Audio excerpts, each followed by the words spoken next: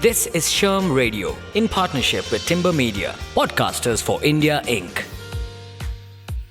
Hello everybody, welcome to Sherm Radio. You're catching me, Ahalya, on another edition of our podcast series. And today we're going to be diving deep into the true meaning of two buzzwords. The words I'm referring to are emotional intelligence and diversity. But we're actually going to be looking at how these two concepts are at the heart of workplace equity. Emotional intelligence is one of the most important skills in modern workplaces. It first went mainstream in the mid-1990s when Daniel Goleman's book, Emotional Intelligence, became a bestseller. Goleman defines emotional intelligence, also known as EI or EQ, as a person's ability to manage his feelings so that those feelings are expressed appropriately and effectively. It's another kind of brain power, which rather than helping solve puzzles, helps us regulate our emotions and understand others. Goleman claims that emotional intelligence is the largest single predictor of success in the workplace. Most of us these days can agree largely that individuals who do not work well with others or are unwilling to accommodate different points of view run the risk of quickly falling behind rates in the workplace and maybe even in our careers. So, as we seek to further understand how workplaces can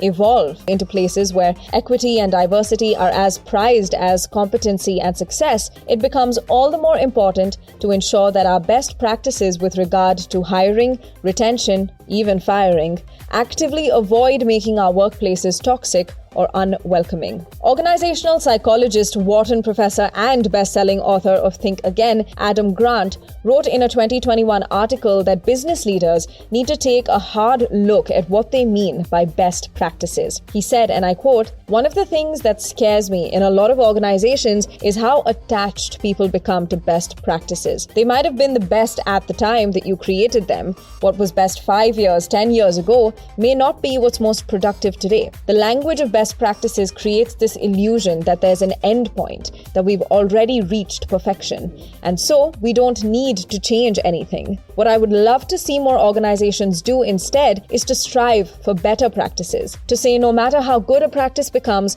it can always be improved. And we're open to trying whatever ideas you have for trying to evolve the way that we do things around here." Moreover, emotional intelligence is not about merely feeling your way through difficult situations with an established checklist of best practices. Grant explained that emotions are information. He wrote, "When you see what other people are feeling, that's information about what their motivations are, what's occupying a lot of their energy and attention. Without that information, you're actually handicapped as a leader. If you never show any emotion, that's a signal that you lack passion. That you're incapable of really connecting to the challenges of the moment. And so I think, as someone who loves data and as somebody who tends to be left-brained, this idea that emotions are data has made me a lot more comfortable bringing them to the table."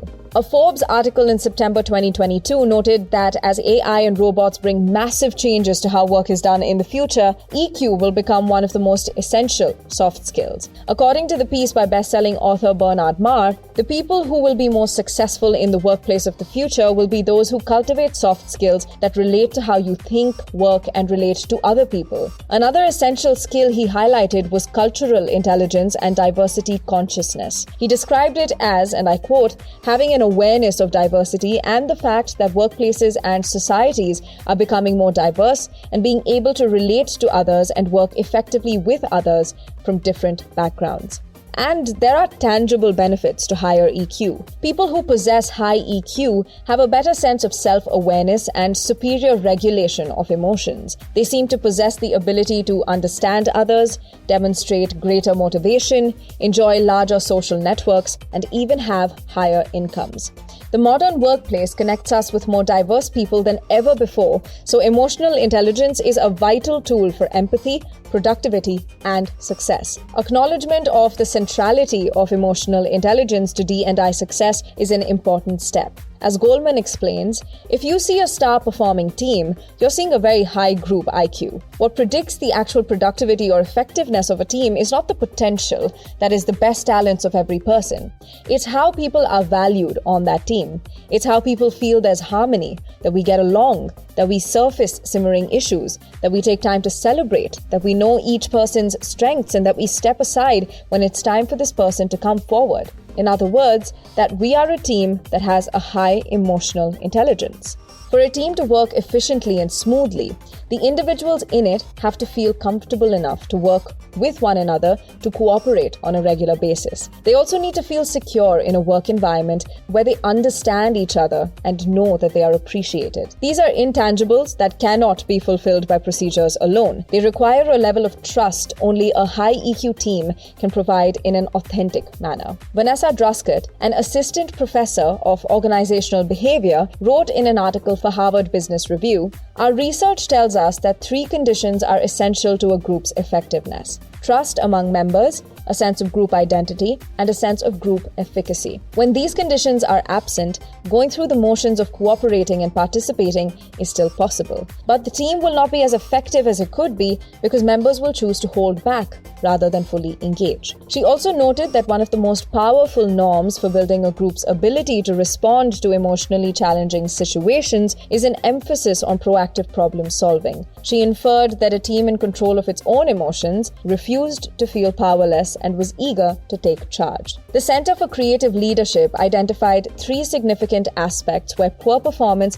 can derail the careers of executives: difficulty in handling change, inability to work on a team, and poor interpersonal relations. No surprise then that the 4 widely accepted quadrants of EI considerations in hiring are 1. Self-awareness, 2. Self-management, 3. Social awareness, and 4. Relationship management. Self-awareness is about understanding your own values, passions, preferences, and worldview. Self-management is becoming responsible for how you use and display your energy. Social awareness is accepting that understanding others requires empathy, an important soft skill that makes a world of difference in our workplace experiences. And relationship management is being intentional about your workplace relationships. One must work to engender trust, help others understand the various perspectives involved, and aim at transforming conflicts. These are essential skills that cut across hierarchies, benefiting every single individual in an organization, including those of us involved in hiring and retention.